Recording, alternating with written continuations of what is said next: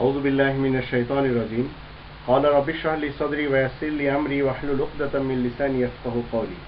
আসসালামু আলাইকুম ওয়া রাহমাতুল্লাহি ওয়া বারাকাতুহু। আপনাদের সকলের উপরে আল্লাহ তাআলার পক্ষ থেকে শান্তি এবং নিরাপত্তা নাজিল হোক, এটি আমার কামনা।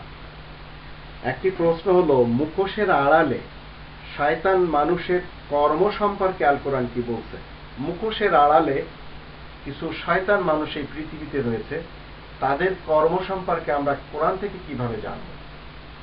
প্রথমত আল্লাহ তাআলা বলছেন 61 নম্বর সূরা আস-সফ, এর যদি আমরা 2 এবং 3 নম্বর আয়াতে দেখি তো সেখানে আল্লাহ তাআলা বলছেন, ইয়া আইয়ুহাল্লাযীনা আমানু লিমা তাকুলুনা মা লা তাফআলুন কাবুরা মাকতান ইনদাল্লাহি আন তাকুলু মা লা তাফআলুন।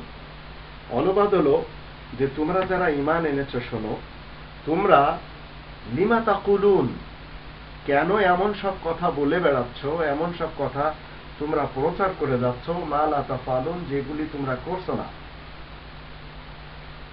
মুখোশের আড়ালে শয়তান সিফাতের কিছু লোকেরা ভালো ভালো কথা বলে, কাজের সময় ঠিকই তারা শয়তানের মতো কাজ করে। আল্লাহ বলছেন কাবুরা মাকতান ইনদাল্লাহ, আল্লাহ তাআলার দৃষ্টিতে এটা খুবই অপছন্দনীয়। আন তাকুলু মা লা তাফআলুন, যে তোমরা যেটা করবে না সেটা বলে বেড়াবে।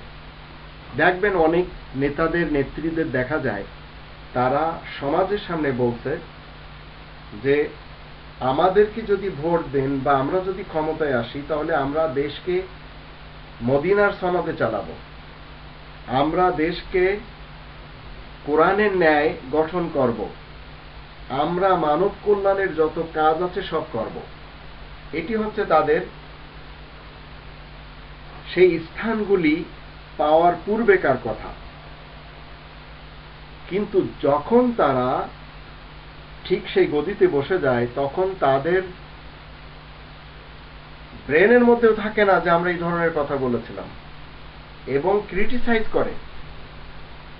তো এ ধরনের পুরা বিশ্বের প্রত্যেকটি দেশে আমরা নেতা নেত্রীদের মধ্যে বিশেষভাবে পাই, এবং সোসাইটিরা, সমাজের যারা মাতব্বর তাদের ভিতরে পাই, দেশের যারা বড় বড় অফিসার তাদের ভিতরে পাই।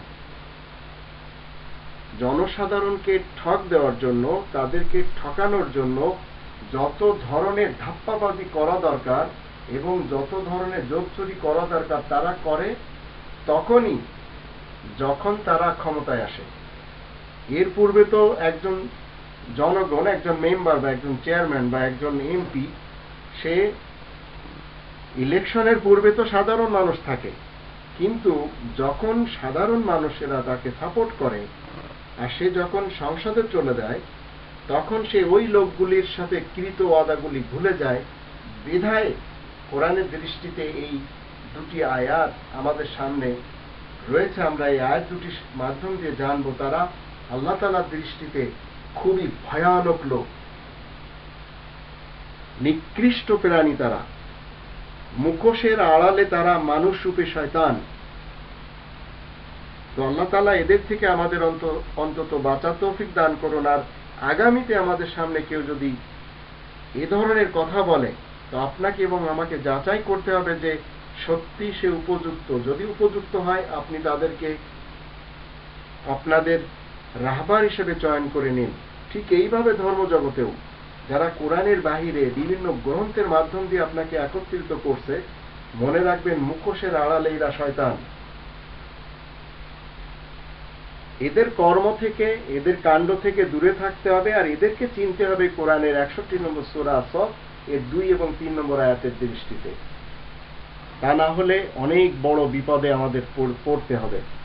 আল্লাহ আমাদের তৌফিক দান করুন।